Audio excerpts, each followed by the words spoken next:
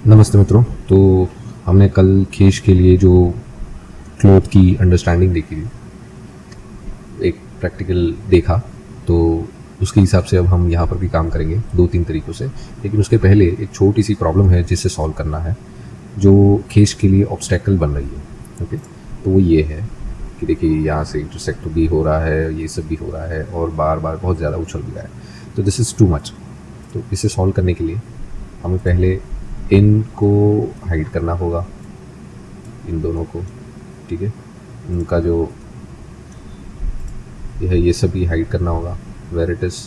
तो यहाँ ऐसे करते हैं, इन्हें बंद कर दिया। ओके, हाँ, अब फिर से बाकी सब का है। यस, तो ये भी बंद कर दो।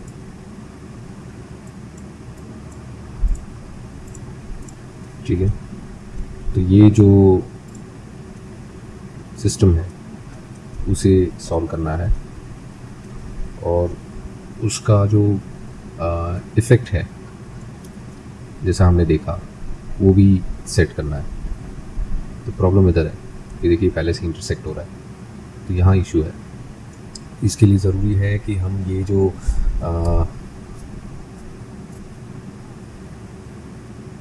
पाथ है वो सॉल्व करें, ये ऑब्जेक्ट को सॉल्व करें और उसके बाद उसके सॉफ्ट बॉडी मैश को सॉल्व करें और फिर आगे आउटपुट वापस से करेक्ट करें। तो इस सॉफ्ट बॉडी मैश और ये दोनों चीज़ें मुझे फिर से इसमें बनानी पड़ेंगी। ठीक है, तो मैं अभी इसे एडिट करता हूँ। एडिट करने पर मुझे क्या मिलता है कि ये जो ऑब्जेक्ट है हमारा, इसे रख कर बाकी सारे मैं डिलीट करता हूँ। ठीक है, ओके। इसके साथ मुझे इस ऑब्जेक्ट की ज़रूरत नहीं, मुझे इसे डिलीट करना पड़ेगा जस्ट बिकॉज ये है इसलिए। बट इसको डिलीट करने के बजाय मैं अभी टेम्पररी से बंद करता हूँ। ठीक है, ये जो पाथ है इस पाथ से करेक्शन करना पड़ेगा। तो यहाँ से मैं इस पाथ को सिलेक्ट भी करता हूँ, एडजस्ट भी करता हूँ। तो सिलेक्ट और एडजस्ट कुछ ऐसे होगा। ठीक है,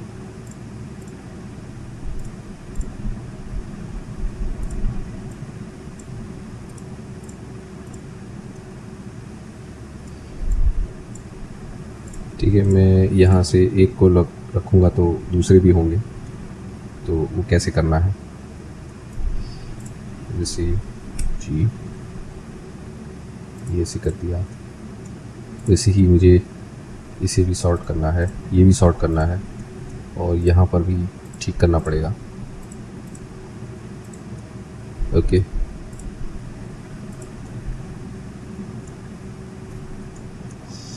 यहाँ पर मैं ऐसे रखता हूँ कि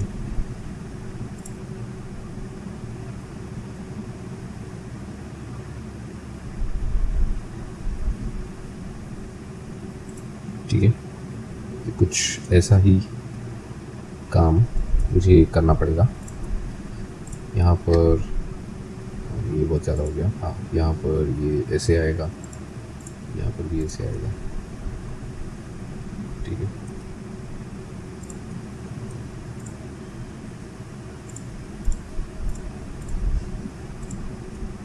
ठीक है, नाइस एंड ईजी।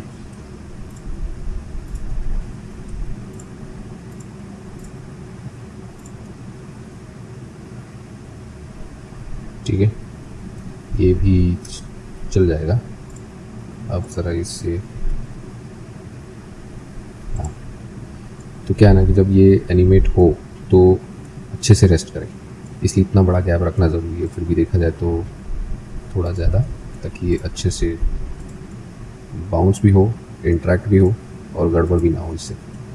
ठीक है, थोड़े से 19-20 है चीज़ों में, बट ठीक है, हम मैनेज कर सकते हैं। समथिंग ज़्यादा नहीं, थोड़ा बहुत। तो ये हो गया। ओके, अब इनका ये जो पार्ट है, ठीक है, उसे मैं यहाँ से ओरिजिन करता हूँ। यहाँ पर मैं किसी एक डायरेक्शन में उसका पिवट सेट करता हूँ। ओके, उसे ओके, उसके बाद इसे हटा देते हैं। ये कहाँ था, हाँ यहाँ पर, ऐसे इसे मैं वापस असाइन कर देता हूँ ऐसे, और इसको ना स्केल करना पड़ेगा, तो यहाँ से नहीं, ऐसे करके स्केल करो, इसको थोड़ा पतला रखते हैं, ठीक है। और फिर से स्केल भी अप्लाई कर दो। अब इसकी अभी ज़रूरत नहीं है, तो हमें एरे चाहिए। एरे में हम रखेंगे 150, ठीक है। उसके बाद 19-20 देखा जाएगा क्या हो सकता है। उसके साथ हम करेंगे कर्व में रखेंगे ये, ठीक है। इसे और इसे कंट्रोल C एंड लोकेशन, तो ये आ गया, ठीक है। और इसमें एरे और बढ़ा देते हैं 300 के साथ पता चला कि हम कितने ज़्यादा बना रहे हैं, तो चेक करना पड़ेगा। हाँ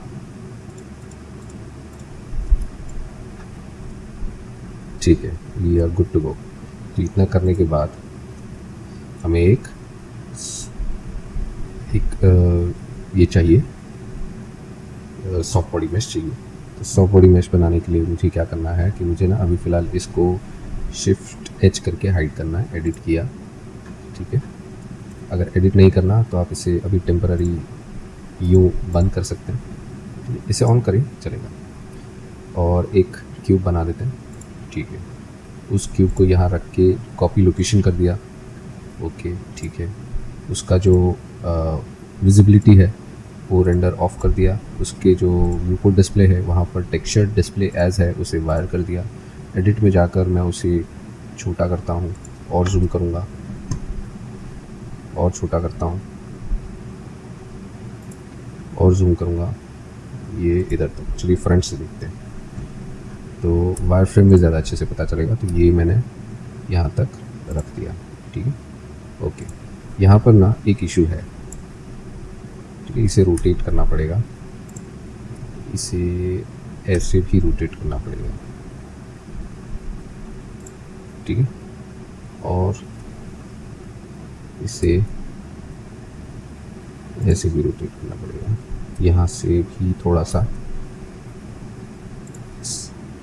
तो क्या हो रहा ना कि ये जो पार्ट है ये स्ट्रेट होना चाहिए, क्योंकि हमने वो कर्व से कन्वर्ट किया था, तो थोड़ा सा इशू है उसमें। तो इसे भी सुधार सकते हैं, यस सुधार सकते हैं। अगर आपको लगता है कि ये सही नहीं है तो बेशक आप इसे यूं ही छोड़ के दूसरा बना सकते हैं जो इसके साथ सेटल हो जाए, इफ़ यू वांट, तो ठीक है। But it's not needed to set. अब ये जो पिन है यहाँ पर हमें वापस उसको अरेंज करना है, फिर इसे यहाँ रखना है, सेट हो गया। शिफ्ट एस यहाँ पर, ठीक है। हाँ, इसे यहाँ पर लोकेशन, ठीक है। और यहाँ से ये जो पार्ट है वो मुझे स्नैप करना है, वर्टेक्स में स्नैप किया, GX, ये हो गया, ठीक है। अब इसके साथ तो ये जो इशू आ रहा है ये देखिए ये आ रहा है, ठीक है।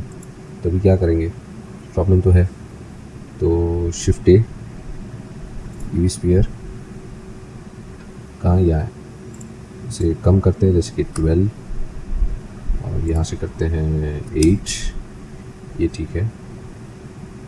उसके बाद यहाँ पर आते हैं RY90, यहाँ पर रख दिया हमने इसे, और इसे स्केल कर दो।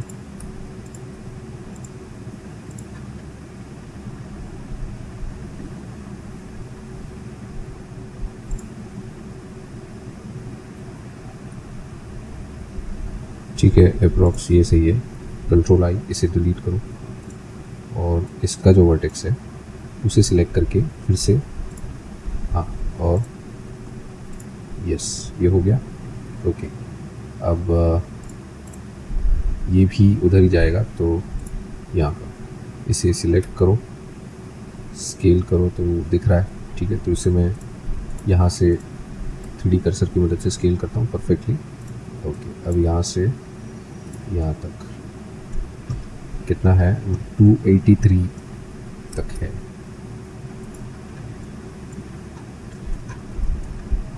यस, यहाँ तक। ओके, और इसे डिवाइड भी करना पड़ेगा, कंट्रोल आर,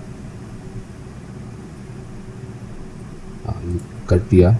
उसके बाद 283,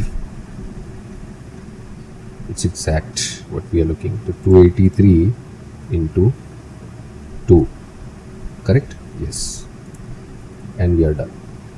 अब shift S, okay, alt H, okay. काफ़ी कुछ हमें हाइड करना है, ठीक है, तो हम इसे पहले हाइड करते हैं। ओके, और ये अब नहीं चाहिए, लेकिन इसका जो नाम है वो चाहिए कॉपी। यहाँ हमने क्या बनाया, जेनेऊ पिन ग्रुप, ठीक है, तो इसका नाम लेकर कॉपी कर दिया। अब इसकी ज़रूरत नहीं, तो इसको डिलीट करता हूँ। ओके, यहाँ पर मुझे ये जो है ये ऑन कर दिया, ठीक है। Okay, and again I can click and control C location, ठीक है, ये सेट हो गया विथ दी बेस्ट पार्ट। अब इसकी बारी, मुझे यहाँ पर करना है कर्व, एंड मुझे उसका जो सर्कल है वो लेना है। Okay, and with that what we want to do, मुझे इसको सिलेक्ट करना पड़ेगा, कंट्रोल सी लोकेशन, ठीक है। उसके साथ मुझे यहाँ पर एंड वर्टेक्स चाहिए,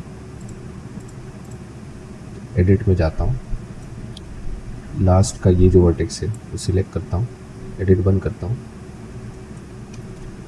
और यहाँ पर ऑन कर देता हूँ एडिट, तो पता चल जाएगा कि भाई मेरा ऑब्जेक्ट कहाँ है, ठीक है। ये दो ऑब्जेक्ट है। Okay, so this is the way I am thinking on. तभी इसे मुझे यहाँ से अप्लाई करना है, मुझे इसे भी अप्लाई करना पड़ेगा, इसे भी अप्लाई करना पड़ेगा। अब इसको हटा दो, और जो ये जो ऑब्जेक्ट है वो कहाँ है, हाँ, उसे सिलेक्ट करो, नाम दे दो, ठीक है। इसे मैं यहाँ से यहीं पर डाल देता हूँ, कि ये वापस इधर आ गया। ओके, सो नाउ अब क्या करना है, अब इसका एडिट मोड जाएगा, यहाँ से इतना एक्स, डिलीट फेस, वर्टेक्स फिर से सिलेक्ट करो, and this is centre, again shift R, again shift R and shift R, ये सब वायर फ्रेम में होना चाहिए। उसके बाद ये सब सही हो गया। ओके, नाउ व्हाट, यहाँ पर एक पिन बनेगा, तो पिन कैसा होगा, हाँ, तो जो पिन है वो इधर है, ठीक है, टुवर्ड्स दिस, तो let's have a pin here.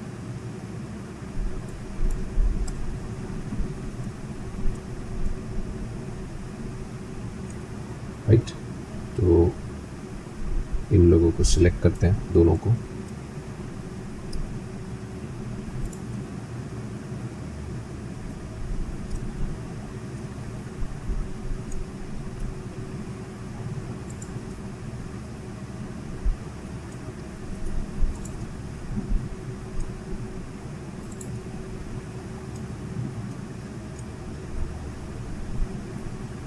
Okay.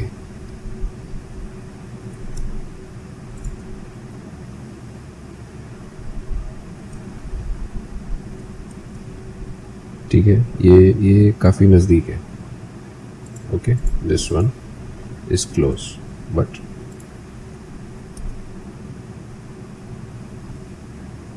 Here, यहाँ पर, ठीक है, इट्स टू फर्दर। तो अगर ऐसे देखें तो ये सही जगह पर है, ठीक है, ताकि यहाँ पर देखा जाएगा, फिर झूलेगा तब देखा जाएगा। तो यहाँ पर शिफ्ट एस, वेट रख दिया, इसे शिफ्ट एस वहाँ रख दिया, यहाँ से ये नॉर्मल कर दिया। इधर उस पिवट को सिलेक्ट करके मैं यहाँ पर एक पिन पॉइंट बनाऊँगा, जो होगा जेनेऊ पिन ग्रुप, ठीक है, उसे असाइन कर दिया, बाकी सब निकाल दिया, ठीक है। फिर कंट्रोल आई, फिर से एक बार, और उसे असाइन कर दिया, which we are seeing it. Okay, अब इसे हुक लगाना है, ठीक है, हुक, टू ऑब्जेक्ट, ठीक है, किससे, ये पिन से, ओके, और इस पिन को इसके साथ एडिट करना पड़ेगा, दैट विल बी टैप, और नया पिन एडिट होगा तो क्या होगा, इसका पिन का एक तो ये होगा, ये होगा, okay. So I think this is good but I need few more, तो इसे नहीं लूँगा, इसे और इसे लेता हूँ, और फिर control P and make vertex parent, ये हो गया, ठीक है। अब यहाँ पर मुझे सॉफ्ट बॉडी देना है उसको, तो सॉफ्ट बॉडी दे दिया, ठीक है। सॉफ्ट बॉडी में सब कुछ मोस्टली सही है, ठीक है, और यहाँ से pin got it, then stiffness, self collision, rest all is good, जैसे इसमें देखो तो सेम है, ओके, हाँ, तो दिस इज़ वन थिंग, क्या, हाँ, so the important part is this 9 8, this point 999 stiffness और डैम्पिंग 8, और उसके बाद फिर यहाँ पर वैल्यूज़ चेंज करनी है, तो वो होगा ये होगा 9, ये होगा 8, ओके, ये होगा ऐसे, यहाँ पर क्या दिया है, okay, this is 1, this is 1, I don't know, हाँ, और यहाँ 5, okay, this will be 5, let's see, anything else, नहीं, करेक्ट, यहाँ सब सही है, ठीक है। Stiffness we need, I guess, हाँ, यस, इतना हो गया, शिफ्ट एस, इतना कर लिया। अब इस पर एक कोलिजन भी आएगा, तो कोलिजन किस चीज़ का आएगा कि हमारे वो जो ऑब्जेक्ट्स है वो इस पर टिक जाए, ठीक है। तो सॉफ्ट बॉडी के साथ कोलिजन आएगा, तो कोलिजन ये रहा, कोलिजन में मुझे कुछ और नहीं करना है, तो ये जो डिस्टेंस है ये दोनों 0.005 रखता हूँ, ठीक है, बाकी देखा जाएगा।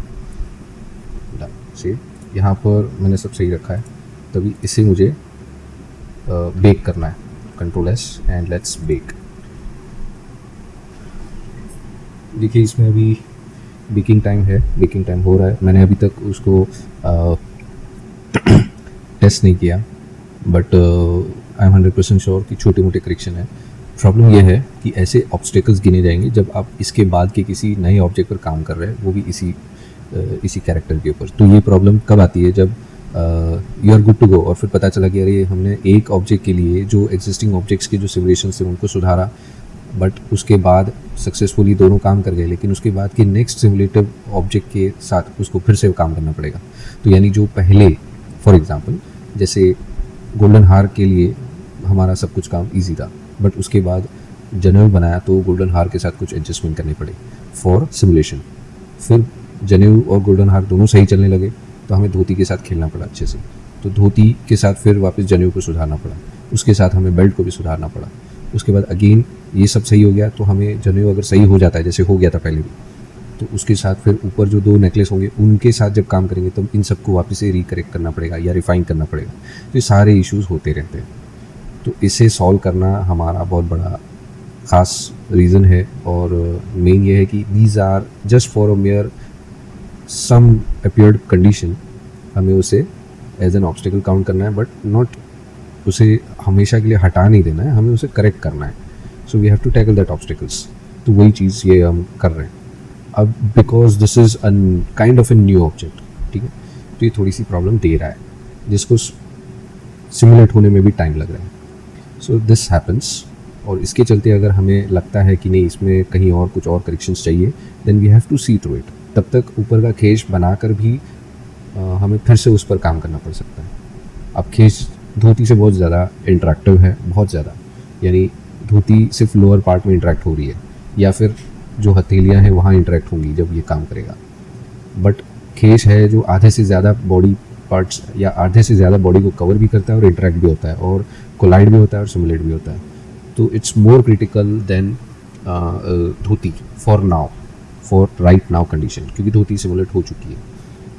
तो ये बड़ी चीज़ है, यानी उसको और सिमुलेशन में और ध्यान देना पड़ेगा, उसके साथ और तकलीफ़ें आ सकती हैं। तो this is most important thing. आपके ऑब्जेक्ट्स अगर आप इतना डीप जा रहे हैं और एटलीस्ट 90% अगर उसके कोलिजन में प्रॉब्लम्स नहीं हैं तो 10% इज स्टिल एक्सेप्टेबल। गेमिंग में आपको कोई दिक्कत नहीं आएगी, आप 50% भी रखो कोलिजन परफेक्ट तो चलेगा।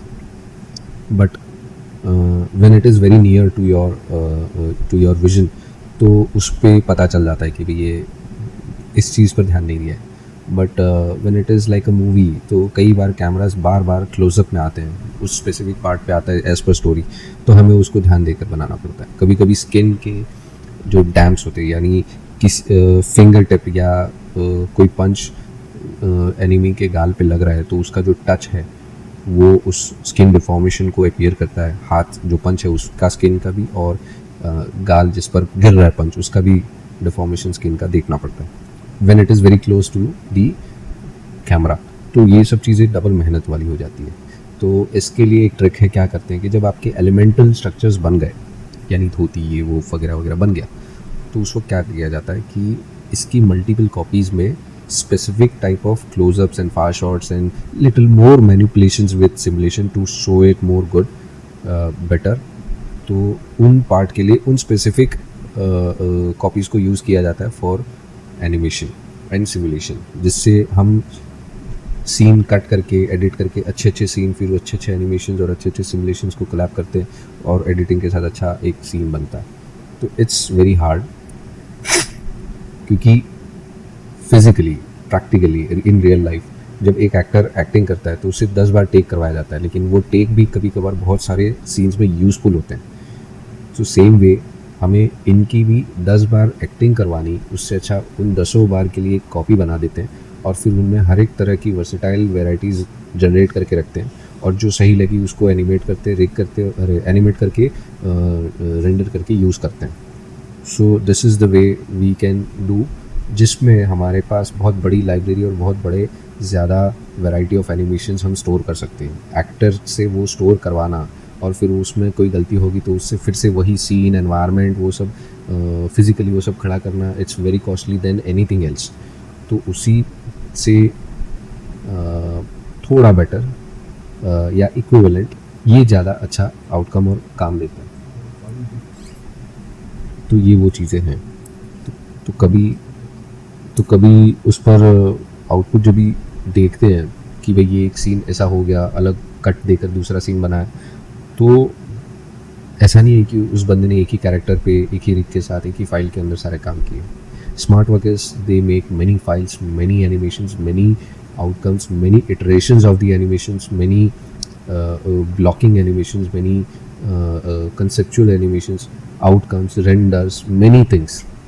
ये एक फाइल जो इंडिविजुअल आर्टिस्ट जो अभी हम सब कर रहे हैं कि भाई एक फ़ाइल बना दी, उसका एक अच्छा रेंडर निकाल दिया, उसका एक टर्न टेबल बना दिया, उसका चलो एक वॉक साइकिल या अच्छा एक एक्शन सीन बना के छोड़ दिया 30 सेकेंड्स का, so we are best artist. नहीं, the real test of your life as an artist, as an 3D animation artist is आप अकेले या टीम के साथ एक ही फाइल पर कितने लंबे समय तक लगातार काम कर सकते हो और विथ डिफरेंट आउटकम्स।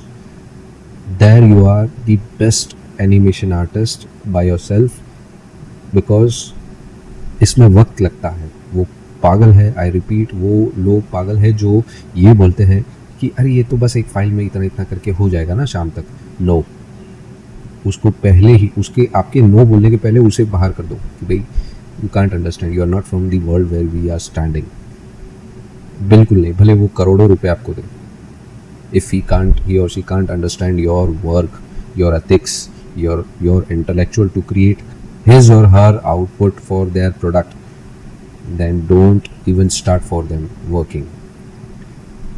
हाँ, थोड़ी ऐसी कई सारे लोग, मतलब 100 में से 80 people will be such same, but उन सभी 80 के बीच बीच में कुछ 20 ऐसे पीपल्स आएंगे बारी बारी जो आपको लाइफ टाइम तक अच्छे आउटकम्स, अच्छा इनकम और अच्छी रेपुटेशन दिलाने में हेल्प कर सकते हैं। So you also have to be patience. आपको उन 100 में से उन 20 को ढूंढना है या उन 20 को मजबूर करना है कि वो आपको ढूंढे। That means you need both the ways, you need the best outcome, best intellectual. आजकल बहुत से लोग उन चीज़ों पर ध्यान ही नहीं देते। आई डोंट नो वाई आई अर्ज, I request many educational levels and entities on YouTube and on other institute platforms or anything, those who are currently or ever since before I started learning, अभी भी पढ़ा रहे लोगों को एनिमेशन, तो ये ध्यान दे that teach this part of ethics कि ये है वो रीज़न जिसके कारण आप सबसे शोरील मांगी जाती है, ये है वो रीज़न जिसके कारण आप सबसे प्रैक्टिस या टेस्ट या एक मॉकअप वर्क मांगा जाता है, या फिर आपके आर्ट वर्क को देखा जाता है, तो आपसे टेक्निकल चीज़ें पूछी जाती है, स्टैंडर्ड्स पूछे जाते हैं, या फिर स्टैंडर्ड्स को आप में कितने स्टैंडर्ड्स का अंडरस्टैंडिंग है वो देखा जाता है, और आपसे स्पेसिफिक टाइप ऑफ एनिमेशन या specific type of art work मांगे जाते हैं क्योंकि हमारी कंपनी यही करती है, इस पर हमें अभी ज़रूरत है, उस पर हमें ज़रूरत है, वैसे करके आपसे वही नाम से आपको अपॉइंट करते हैं उनके जॉब पर, और फिर आपसे कई सारे डिफरेंट काम करवाते हैं because they realise that you also have potential knowledge of other staffs same in same field. तो ऐसी सब चीज़ें होती, तो ये अभी तक किसी ने, आई एम श्योर किसी ने नहीं बताया कि हम किसी मूवी में काम करने लायक कब होते हैं और वो कैसे पता चलेगा कि ये मुझे काम मिलेगा, तब जब हम उस लेवल का 30 सेकंड का बोलो या 1 मिनट का बोलो, हम वैसा आउटपुट दिखाएं या ऐसे बहुत सारे आउटपुट दिखाएं जिसमें उनके ब्रेकडाउन्स भी हम अलग से दिखा दें कि भाई इसमें इतनी मेहनतें की हैं। एक उतना सब दिखाने में ही आपकी एक मूवी बन जाएगी, वो बंदा देखे और उसमें अगर थोड़ी सी भी ऐसी कहते ना आर्टिस्टिक विजनरी होगी तो उसे देखेगा। अगर वो नहीं देख रहा और लगता है कि नहीं यहाँ मुझे जॉब मिलनी चाहिए या मिल सकती है या मैं वैसा अप्रोच बना सकता हूँ, तो ज़रूरी है कि आप उससे इंसिस्ट करें कि एक बार देख लो, देखने के बाद ये और मैं खुद चले जाएंगे। If you don't say anything with in 3 seconds. मैं ऐसे ही करता था, मैं अपने काम को दिखा देता था और मैं टेस्ट भी देता, तो मैं बोलता मैं जो कर रहा हूँ वो कर लेने दीजिए, आपको आउटपुट मिलेगा। और अगर आपको आउटपुट नहीं मिलता, आपके चेक करने के बाद 3 सेकंड तक आपने कुछ नहीं बोला, तो मैं कुछ भी नहीं बोला, हाँ ना कुछ भी नहीं बोला, मैं चुपचाप चला जाऊँगा without any questions, without any request और विदाउट एनी वर्ड। मैंने मेरे सारे कहते ना जितने भी जॉब्स मैंने किए, मैंने ये सिर्फ कहा है जब मुझे ये करने का मौका मिला, ये कहने का मौका मिला, तब मैं चुका नहीं हूँ, मैंने ये कहा है। बट उसके लिए मुझे अपने काम पे ट्रस्ट था कि जितना मैं जानता हूँ मैं उसके लिए लड़ सकता हूँ या मैं उसके दम पर कुछ भी कर सकता हूँ। So that's why I always say the best key ingredient of your creative career is always keep learning and practice. If you learn 35%, then you should have 55% of practice. जितना आप पढ़ते हैं उसका 3 से 6 गुना ज़्यादा आपकी प्रैक्टिस होनी चाहिए, और वो भी उनको अलग अलग कंडीशन में प्रैक्टिस करना, जो भी लर्निंग आपने लिया है। पता नहीं, ये आई एम नॉट श्योर किसी को पता है या नहीं। अगर पता है तो आप अपने विचार कमेंट में डालिए, अगर नहीं पता है तो भी आप अपने विचार कमेंट में डालिए और बताइए कि आपने क्या फेस किया, क्या फेस नहीं किया अब तक। अगर आप जॉब ढूंढ रहे हैं या जॉब ढूंढ चुके हैं और उसमें ऐसा क्या फेस किया जो यूनिक लगा, उससे क्या फ़ायदा हुआ, क्या नुकसान हुआ, बेझिझक आप बताएं। I am here to hear you out, ठीक है। और आगे अगर कुछ बताऊं तो ये है कि जब हम ये कैरेक्टर बनाते हैं, तो कभी भी हम कोई कैरेक्टर पर काम करते हैं ना, तो हमें सिर्फ ये पिक्चराइज होता है कि हमें ये कैरेक्टर बनाना है। अभी हाल ही में कुछ इंक्वायरीज मैंने अटेंड की और मैंने ये रियलाइज़ किया कि सबको सीखना वही है जो मैं सिखाना चाहता हूँ, बस उनके सवाल कुछ अलग तरीके से आते हैं। तो क्या होता है ना कि शायद मैं नहीं समझ पाया या मैं समझा नहीं पाया, या फिर उन्होंने सवाल वैसे किए सही लेकिन वो खुद समझ नहीं पाए कि मैं बता क्या रहा हूँ। I clear you out. Animation एक वो टर्म है जिसमें आपका कैरेक्टर क्रिएशन भी आता है, रिगिंग भी आता है, अनरैपिंग टेक्सचरिंग भी आता है, उसका लुक डेवलपमेंट यानी लाइट टेक्सचरिंग एंड रेंडरिंग आता है। एनिमेशन में कैमरा, कैरेक्टर रिगिंग और कैरेक्टर एनिमेशन आता है, इवन कैमरा एनिमेशन भी उसमें आता है। इसके साथ साथ कैरेक्टर एनिमेशन का मतलब ये हो गया, character animation and character rigging का मतलब ये हो गया कि उसकी फेस एक्सप्रेशंस, उसके फिंगर मोशंस, उसके बॉडी लैंग्वेज, उसका बॉडी एनिमेशन, उसकी walk cycle, run cycle, jump wait, jump down, up down, everything, rock doll, anything, वो सब कुछ उसमें आता है, यानी उसका एनिमेशन में एक्सप्रेशन, डायलॉग्स, एक्टिंग सब भर जाता है, just all everything in one single call word animation. तो इस टर्म को ज़रा डीपली समझिए कि अगर कोई आपको सिखाने की कोशिश कर रहा है कि हाँ मैं आपको एनिमेशन सिखाऊंगा, तो आपके पास ये लिस्ट होनी चाहिए कि यही वो चीज़ें सिखाएगा और आपको वही चीज़ का येस और नो में जवाब मांगना है, और वो क्लियर होना चाहिए। अगर आपको ये सारे पॉइंट्स अब जैसे कि आपको पता चल गए जब मैंने बताया, तो आपको वो ध्यान में रख के सीखें। अगर चलो आप खुद सीख रहे हैं तो इन सारे टर्म्स को ढूंढ कर सीखें कि मुझे कैरेक्टर कैसे डिज़ाइन करना है, कैसे मॉडल करना है, कैसे उसको री-टोपोलॉजी करनी है। हर एक वर्ड के अंदर अलग, कहते हैं ना, एक छोटी सी सोलार सिस्टम है। मॉडलिंग आती है 3D मॉडलिंग, तो मॉडलिंग में क्या होता है, game character modelling, movie character modelling, cartoon character modelling, उसके बाद उनका रीटोपोलॉजी कैसे होता है, स्ट्रक्चरल स्कल्पटिंग एक्सेट्रा, फिर उसके बाद उसका अनरैपिंग, यहाँ तक पूरा कंप्लीट एक होता है। उस कैरेक्टर को कैसे रखना है, उसको एनिमेट करना है, नहीं करना है, नहीं करना है तो उसका एक डायरेक्ट पोज होगा। अगर एनिमेट करना है तो उसको किस पोज में रखना है जिससे वो रिग हो सके और एनिमेट अच्छे से हो सके। That means A pose, T pose, M pose, I pose, anything. तो इन ये सारे अलग अलग सोलर सिस्टम है जिसमें हम लोग को काम करना है। तो ये अपने आप में इतना बड़ा वास्ट कनेक्टेड इंटरकनेक्टेड ऐसे टॉपिक्स है जिसको एक एक करके सीखे तो भी 2 साल 3 साल कम पड़ते हैं, और लोगों को सब कुछ 2 महीने में सीखना है। तो that's bad, that's misconception which you are carrying in your mind. हाँ ठीक है, आप बेसिक्स 2 महीने में सीख लो, चलिए 3 महीने 6 महीने में सीख लो, लेकिन उसे भी इतनी डीपली सीखो, उसकी भी इतनी डीप प्रैक्टिस करो कि बाकी के 6 महीने बाद बाकी का जितना भी समय आप प्रैक्टिस करें या सीखना चाहें वो खुद सीख सके, किसी और की ज़रूरत ना पड़े। यानी सारे टर्म, सारे इंटेलेक्चुअल, सारे अंडरस्टैंडिंग्स आप उसमें बेसिक्स को सीखते वक्त जान लो, समझ लो, प्रैक्टिस कर लो, स्टडी कर लो, फिर उसकी प्रैक्टिकल प्रैक्टिस शुरू करो या आगे और उस पर सीखने जाओ, तो आपके पास सही जवाब, सही जवाब ढूंढने के लिए सही सवाल होंगे। ठीक है, और साथ ही साथ किसी और की ज़रूरत नहीं पड़ेगी कि आपको क्या करना है। ठीक है, एक लाइब्रेरियन और एक स्टूडेंट का एग्जांपल देता हूँ। लाइब्रेरियन जब स्टूडेंट को फेस करता है काउंटर पे, तो स्टूडेंट बोलता है कि मुझे ना ABCD की किताब चाहिए जिसमें मैं ABCD सीख सकूँ। लेकिन जब वो किताब लेता है तो उससे ये भी पूछता है कि इसमें मुझे सेंटेंस बनाना आएगा, मुझे वर्ड्स बनाने आएंगे, तो ग्रामर कैसे सीखूँगा, ये सब कैसे सीखूँगा। लाइब्रेरियन आश्वासन सिर्फ इतना ही देता है, भाई तुम्हें अभी ज़रूरत, जैसे तुम पूछ रहे हो उस हिसाब से ज़रूरत तुम्हें सिर्फ बेसिक्स की है, यानी A to Z सीख लो पहले, उसके बाद अगली अपने आप तुम्हें सब समझ में आ जाएगा। सवाल सही है, सवाल इधर उधर है, तो जवाब ढूंढना है तो पहले बेसिक्स क्लियर करो, अपने आप जवाब ढूंढने लायक बन जाओगे। हर कोई एडवांस सिखा रहा है, लेकिन उसके साथ बेसिक सिखा रहा है या नहीं वो जानो। भले आपने बेसिक सीख लिया है, हु केयर्स। यहाँ मैं फिर से अगर एडवांस सीखने आया हूँ तो फिर मुझे उसका बेसिक्स जानना है।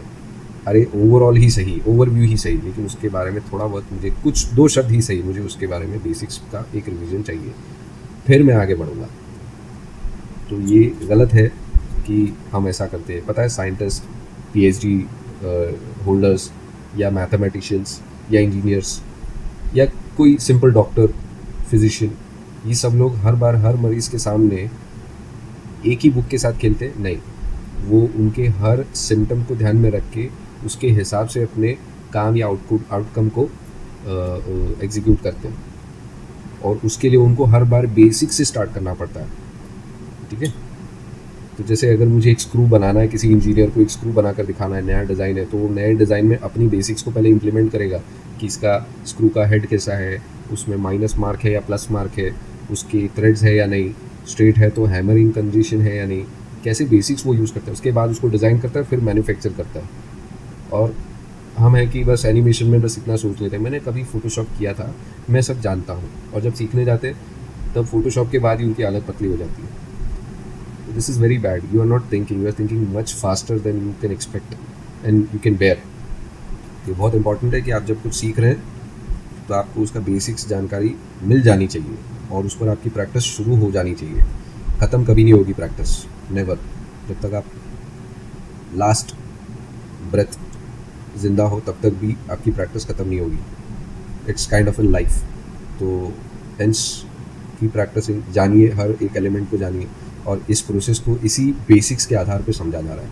और मैं उसी के समझ के हिसाब से, मैं जो सीखा समझा उसी के हिसाब से मैंने आपको शेयर किया कि इसे अचीव करना है तो इसको ध्यान में रख के मुझे ये भी देखना पड़ेगा कि यहाँ इसके साथ कैसा प्रॉब्लम आ रहा है, इंटरेक्ट हो रहा है नहीं, तो फिर बैक टू बेसिक्स मुझे उस पर क्या काम करना है, मेरा बेसिक्स यहाँ है इसके लिए तो उधर वापस काम करूँगा। तो उसी तरीके से हमने जब अब काम कर लिया तो देखा कि ये हो रहा है करेक्ट और बेक हो चुका है, तो अब चेक करते हैं। इसे बंद करता हूँ तो देखिए ये इशू आ गया। क्या इशू आया दिख रहा है आपको कुछ? क्या इशू आया? नहीं। तो देखिए ये एनिमेट हो गया, सब हो गया, ठीक है। लेकिन यहाँ पर मैं सॉफ्ट बॉडी हुक ये सब किया, ठीक है। तो यहाँ पर जो हुक है वो हमने ये ले लिया, ठीक है। जेन्यू पिन ये भी ले लिया, ठीक है। सॉफ्ट बॉडी सिमुलेशन भी आ गया। कोलिजन अगर टेम्पररी में हटा दूँ, चलिए मैं हटा देता हूँ कोलिजन को हटा देता हूँ। और इसके साथ मुझे यहाँ पर इसके साथ सरफेस डिफॉर्म करना है और उसमें मुझे ये रखना है और बाइंड कर देना है, ठीक है। Target has edge with more than 2 polys, ठीक है। तो बाइंड करेंगे तो इशू आ रहा है, ये इशू सॉल्व करना पड़ेगा, इसीलिए वो नहीं हो रहा था। अगर मैं देखूँ तो ये यहाँ हो रहा है लेकिन ये इसके साथ हुक ही नहीं हुआ, ठीक है। अब देखेंगे तो यहाँ हुक नहीं हुआ है उसका, ठीक है। क्यों नहीं हुआ ये देखिए। तो इसको कैसे सॉल्व करेंगे, ठीक है। ये और ये पैरेंट कर सकते हैं, ठीक है। पैरेंट भी कर सकते हैं but I am not sure कि वो इससे काम करेगा, तो we need to understand this part. तो अगर मुझे सॉफ्ट बॉडी और हुक हटाना है तो मैं कर सकता हूँ। अगर मैं सॉफ्ट बॉडी के बदले हुक हटाता हूँ और फिर से एनिमेट करके देखता हूँ तो मुझे लगता है ये काम करेगा, ठीक है। कहाँ जा रहा है देखो, देखो कहीं और ही चला गया, ठीक है। तो ये जब यहाँ से ऐसे जा रहा है तो this is bad, okay. Why you have to see that कैसे सॉल्व किया जाए। अब ये देखिए करेक्ट हो गया था फिर भी ये इशू आ गया है ना। तो इसका प्रोसेस ये था जो हम कहीं चूक रहे हैं, क्या प्रोसेस है वो चेक करना है, ठीक है। तो अभी इसके साथ तो पैरेंट हो गया, इसके साथ भी ये हम पैरेंट कर सकते हैं ऑब्जेक्ट, ठीक है। अब देखते हैं तो ये उसके साथ नहीं जा रहा है, ठीक है। क्यों नहीं जा रहा है वो भी चेक करना पड़ेगा, ऐसे ही थोड़ी चलेगा। हमें उसको एडिट करके उसके जो पिन्स है वो सब चेक करने पड़ेंगे। उसका जो ये जो पिन है अगर मैं चाहूँ तो ये पिन भी असाइन कर सकता हूँ, ठीक है। फिर देख सकते हैं सिमुलेट करके बेक कर दिया, ये सब कर दिया मैंने, ठीक है। यहाँ तक सब सही है, ओके। और ठीक है भाई, यहाँ पर भी सब ठीक ही है, कोई प्रॉब्लम नहीं है, कंट्रोल पॉइंट्स वगैरह ठीक है। बेक करके देखते हैं, अगर काम कर जाए तो ठीक है, नहीं तो उसका प्रोसेस फिर से करना पड़ेगा। तो ये वो चीज़ें हैं, तो ठीक है। हमें ये चेक करना ही पड़ेगा और कोई ऑप्शन नहीं है। बट अगर ऐसा है शायद टाइम लग सकता है फिर से, तो मैं इसको पॉज करता हूँ, जब हो जाएगा तो प्ले करके वहाँ से कंटिन्यू करेंगे। हाँ, तो ये बेक हो गया है, बस एक फ्रेम, और हम लोग टेस्ट कर लेंगे कि सॉफ्ट बॉडी मैश जो हमने नया बनाया वो कैसा चल रहा है। अरे यार ये बहुत तकलीफ दे रहा है, क्यों ऐसा हुआ वो चेक करना पड़ेगा, वरना हमारी प्रॉब्लम बढ़ जाएगी। तो ऐसा करते हैं, यहीं पर स्टॉप करते हैं। हुक मेरे ख्याल से सही है, लेकिन पिन ग्रुप भी सही है, तो इशू कहाँ है वो चेक करना है, ठीक है। और साथ ही साथ ये जो है इसे हमें बाइंड करना है सॉफ्ट बॉडी मैश के साथ विथ ग्रुप्स, तो ये बाइंड नहीं हो रहा है, ठीक है। तो अगर मैं पुरानी फाइल में जाऊँ, ठीक है, ये वाली फाइल में जाऊँ या ये वाली फाइल फिर से डोंट सेव करके चेक करूँ, तो हमारे पास ये जो सिस्टम है उसमें अभी भी ये बाइंड और ये सब सही से हुआ नहीं है। अगर मैं इसमें सरफेस डिफॉर्म और हमारा जो सॉफ्ट बॉडी मैश है ये बाइंड कर दूँ तो ये इशू अभी भी आ रहा है। So there is something which is problematic. और अगर मैं यहाँ से आऊँ पुरानी फाइल से यहाँ तक, तो यहाँ सब सही जा रहा है लेकिन बहुत ज़्यादा उछल रहा है। ये देखिए यहाँ से अगर मैं इसे सॉल्व कर दूँ तो भी प्रॉब्लम सॉल्व हो सकती है। तो चलिए इसे देख लेते हैं अभी। अब हमने ऑब्स्टेकल्स फेस कर लिए, हम यहाँ पर आते इसे सेव कर देते हैं, ठीक है, दूसरे नाम से। और अब इसे सॉल्व करते हैं। इसे सॉल्व करने के लिए मैं ज़्यादा कुछ मैसी नहीं करूँगा। आई नो हम बहुत कुछ बिगाड़ सकते हैं इसमें, तो मुझे सिर्फ यहाँ ध्यान देना है कि जो पार्ट है मुझे ऐसे एडजस्ट करना है कि यहाँ से इंटरेक्ट ज़्यादा करे और कहीं पर ख़राब ना हो। So it is most important that यहाँ से हवा में रहे, कैप्स हो, तो इंटरेक्शन भी अच्छा होगा, इंटरसेक्ट भी नहीं होगा और हमारा आउटपुट शायद अच्छे से आएगा। तो ऐसा मैं मान रहा हूँ। अब इतना करने के बाद अगर मैं यहाँ से ओके करता हूँ तो मुझे यहाँ पर बेक फिर से करना पड़ेगा। That's the drawback. यानी हम पुराना ही साइज़ डिज़ाइन ले ले तो भी कोई दिक्कत नहीं, लेकिन ये चीज़ है। तो कंट्रोल अब क्या करना है कि इन सब को मुझे हाइड करना है, ठीक है। ये हाइड कर दो, ये भी हाइड कर दो, ये भी हाइड कर दो, ये भी बंद कर दो, ये भी बंद कर दो, ठीक है। अभी सिर्फ इसे बेक करना है। तो इसे सेव करता हूँ और फिर से बेक करता हूँ। ये लास्ट काम करना ही चाहिए, काम करेगा ही। और ये देखिए जल्दी ही हो रहा है, यानी उसमें वो एरर्स थे जो इसमें नहीं है और इसलिए ये ठीक से ढंग से जल्दी बेक भी हो रहा है। So that's the point. अब क्या होता है ना कि हम जब सीख जाते हैं और फिर बार बार उसे बिना देखे या बिना परखे चेक करते और बनाते, तो प्रॉब्लम ये आती है कि हम भूल जाते हैं कि कहीं पर हम गलत कर रहे हैं। We didn't follow exactly the steps which we learn while. तो उस वाली फाइल में वही गड़बड़ हुई जो पिछली बार अभी हमने जो किया था। 2 बार बेक किया लेकिन सही करेक्शंस नहीं हुए जो हमने चेंजेस किए थे। तो वो ये था कि जो प्रोसेस से बनाया गया था और जो प्रोसेस से इसमें सिमुलेशन के लिए तैयार किया गया था वो प्रोसेस हमने फॉलो नहीं किया है। दैट्स ट्रू, और इसीलिए इशू हुआ है। अब हमने जो अभी जो चेंजेस की वो करेक्ट है या नहीं ये पता नहीं। अगर वो हो गया तो हम शायद बहुत अच्छे से काम कर रहे हैं, हमें उसमें आगे और कोई प्रॉब्लम नहीं आएगी और हम इसे सक्सेसफुली अचीव कर पाएंगे। तो मैं यहाँ पर भी पॉज कर दूंगा और जैसे ही बेक ख़त्म होने आएगा मैं इसे वापस प्ले कर दूंगा। हाँ, तो हमने बस अभी थोड़े से फ्रेम्स बाकी है और ये बेकिंग ख़त्म होगा तो हमें पता चल जाएगा कि हमने जो ट्रिक प्रोसेस किया है एग्जिस्टिंग जनेऊ माला पर उसको क्या रिज़ल्ट मिल रहा है वो देखते हैं।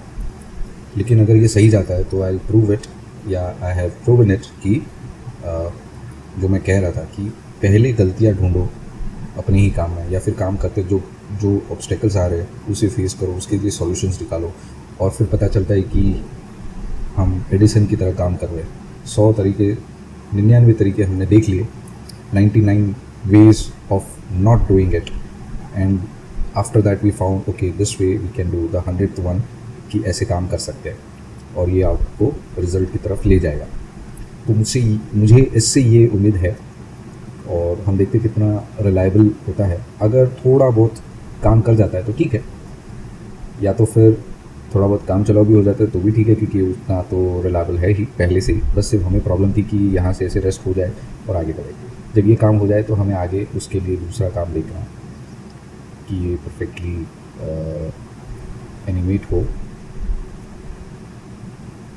और उसके ऊपर फिर हमें ये भी देखना है, सॉरी, हमारे पर्ल नेकलेस दोनों छोटे बड़े दोनों, और ये देखिए बेकिंग हो गया है। चलिए चेक करते हैं, उसकी बताता हूँ। तो देखिए ये ज़्यादा उछल तो नहीं रहा है और काफ़ी हद तक कन्वीनियंट है, ज़्यादा इंटरसेक्ट भी नहीं हो रहा, थोड़ा सा हो रहा है लेकिन वो उसका निजी मामला है, मतलब it's between the mash and the pearl mash. क्यों? क्योंकि यहाँ पर जो ऑप्शन है वो शायद उसके ज़्यादा आसपास ज़्यादा वर्टेक्स नहीं है जिससे वो डिफॉर्मेशन हो सके, जिसमें ये कोलाइड हो सके, तो ऐसा होता है। तो ये अगर हार्डली दिखता होगा तो नई प्रॉब्लम होगी। तो इसके चलते अगर हम आगे के दो जो नेकलेसेस हैं उन्हें भी अगर मैं ऑन करके, यानी ऑफकोर्स मुझे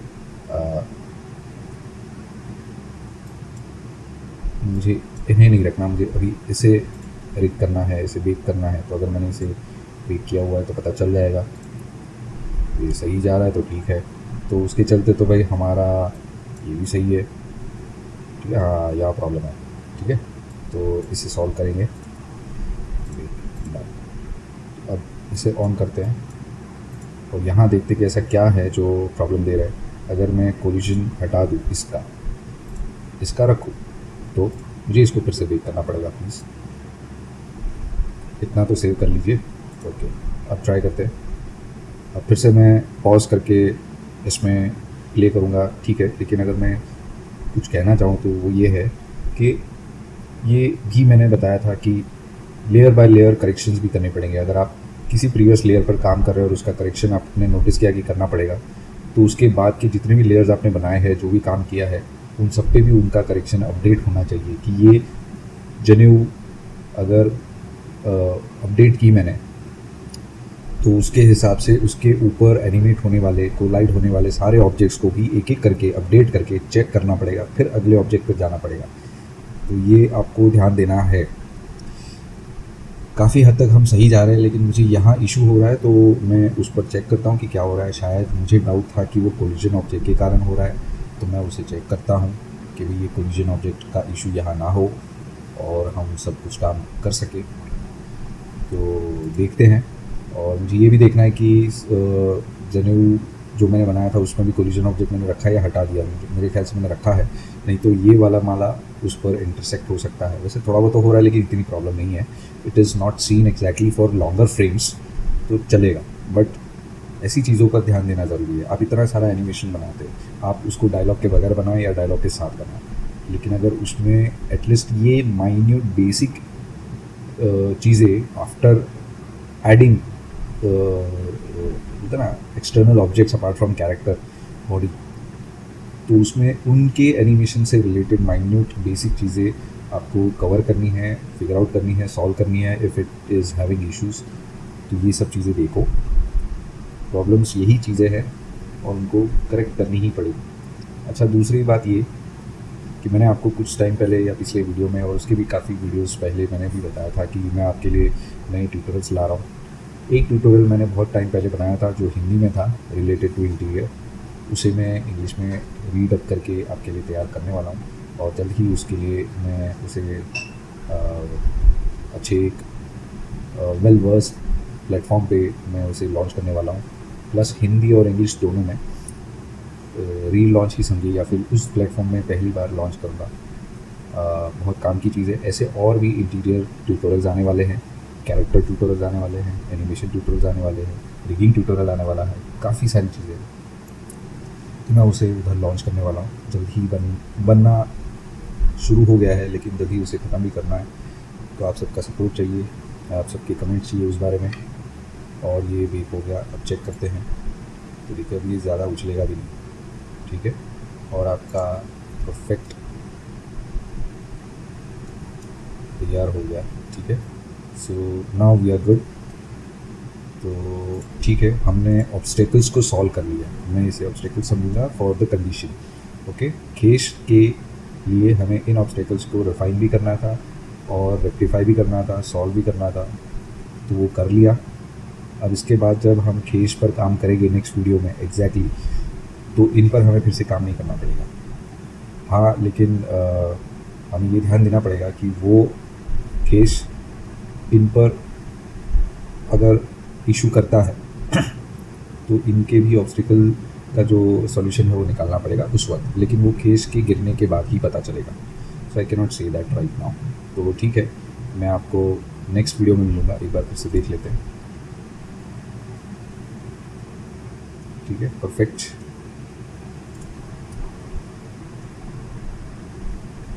तो बहुत अच्छे से काम कर रहा है and there is no issue, तो सब सही है, ठीक है। फिर मिलता हूँ आपको नेक्स्ट वीडियो में। थैंक यू, धन्यवाद।